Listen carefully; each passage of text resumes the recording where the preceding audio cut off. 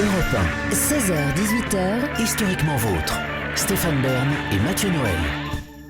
le récit. Chacun sait que vous êtes suisse, Mathieu est d'un tempérament contemplatif.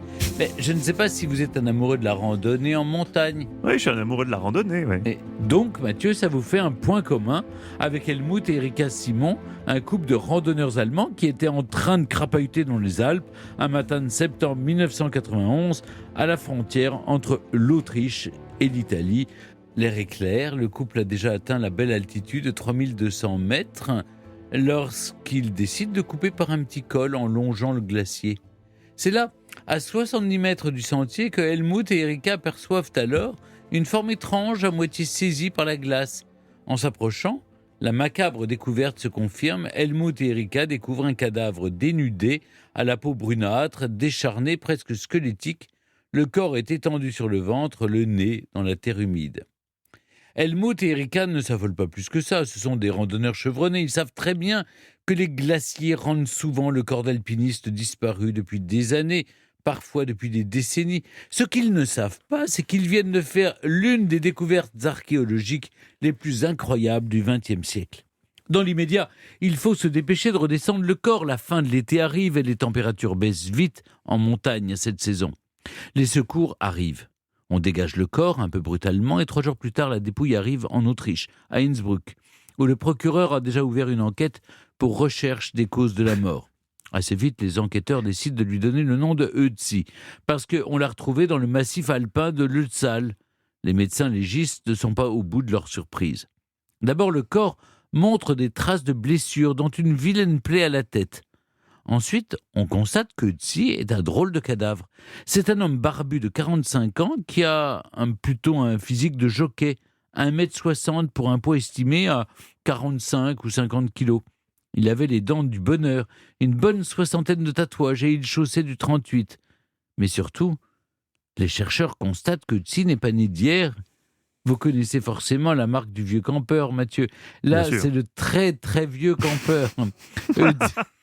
Ötzi est mort il y a 53 siècles, à la toute fin du néolithique.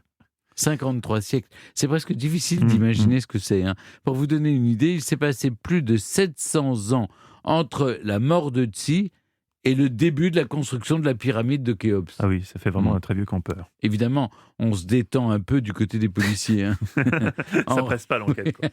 En revanche, le monde scientifique entre en ébullition parce que Ötzi est tout simplement la plus vieille momie naturelle jamais retrouvée, en tout cas à l'époque, parce que depuis, le record a été battu. Tout le monde se bat pour savoir à qui appartient la momie. À ce petit jeu, c'est l'Italie qui gagne, parce que c'est bien sur son territoire qu'on l'a retrouvée, à 92 mètres près. Une équipe internationale se met en place et on commence à examiner Ötzi sous toutes ses coutures, en mobilisant toutes les technologies possibles et imaginables. Et forcément, on découvre beaucoup de choses sur l'homme des glaces. D'abord, il n'était pas en pleine forme. Il a les jambes musclées, ses articulations montrent une habitude de la montagne, mais Ötzi a connu sa part de gamelle avec plusieurs côtes cassées et mal ressoudées. Il avait aussi de l'arthrite, un kyste sur un doigt de pied qui devait lui faire un mal de chien, et il avait probablement mal au ventre en permanence parce qu'il ne digérait pas le lait et que son estomac était truffé de vers parasites. En examinant ses ongles, les chercheurs ont aussi découvert que Ötzi avait été confronté à plusieurs épisodes de stress intense dans les semaines précédant sa mort. On sait même ce qu'il a mangé quelques heures avant de mourir, de l'épeautre, du cerf et du bouquetin. Et on sait même qu'il est mort au printemps, peut-être en avril, grâce au pollen retrouvé sur lui. Mais il n'y a pas que le corps du pauvre Ötzi qui permet d'en savoir davantage. La glace aussi conserve tout son équipement, ses vêtements, ses armes, et le moins qu'on puisse dire, c'est qu'il était chargé comme un baudet. Ötzi portait une cape en tissu et plusieurs couches de vêtements en peau de chèvre, de veau, de bouquetin et de chamois. Il portait des bottes confortables et un beau bonnet bien chaud doublé avec de la fourrure d'ours.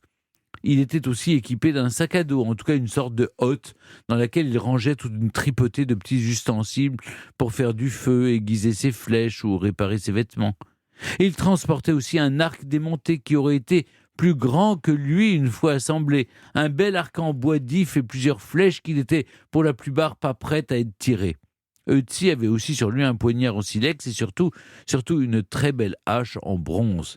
Et ça fait tiquer les chercheurs.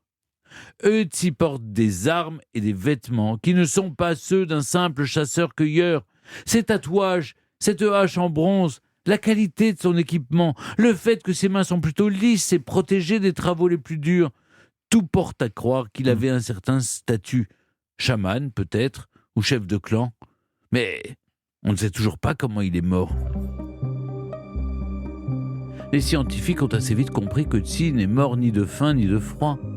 On sait aussi que c'est pas une chute qui a eu sa peau et qu'aucune des petites misères dont il souffrait n'était fatale à court terme. C'est en 2001 que les chercheurs ont commencé à avoir des soupçons. Cette année-là, l'un d'entre eux découvre sur une radio une petite tache dans le dos de Ötzi, au-dessus de l'épaule. Intrigué, l'équipe creuse et découvre qu'il s'agit en fait d'une plaie qui fait beaucoup penser à celle que provoquerait une pointe de flèche. Autrement dit, Ötzi se serait fait tirer dans le dos. On découvre aussi une autre blessure, passée inaperçue jusqu'alors. Ötzi avait été blessé à la main 2 jours avant sa mort. Un profond coup de poignard entre le pouce et l'index, une blessure défensive typique dans un combat au couteau. 5 ans plus tard, bingo! Un scanner plus performant permet de préciser l'étendue des dégâts. Non seulement l'hypothèse de la flèche se confirme, mais on découvre qu'elle a touché une artère sous la clavicule gauche. C'est une très vilaine blessure. Les médecins qui la découvrent signalent qu'aujourd'hui, et sans prise en charge immédiate, ce genre de blessure provoque la mort 3 fois sur 5, en général assez vite, à cause d'une hémorragie interne. Alors forcément, en pleine montagne, et il y a de ça 53 siècles, le pauvre Ötzi n'avait aucune chance d'échapper à son meurtrier, ou plus probablement à ses meurtriers. Pourquoi plusieurs ? Pour 2 raisons. D'abord, les chercheurs ont trouvé du sang sur ses armes, du sang de 4 personnes différentes, ce qui laisse penser que Ötzi ne s'est pas laissé faire sans combattre.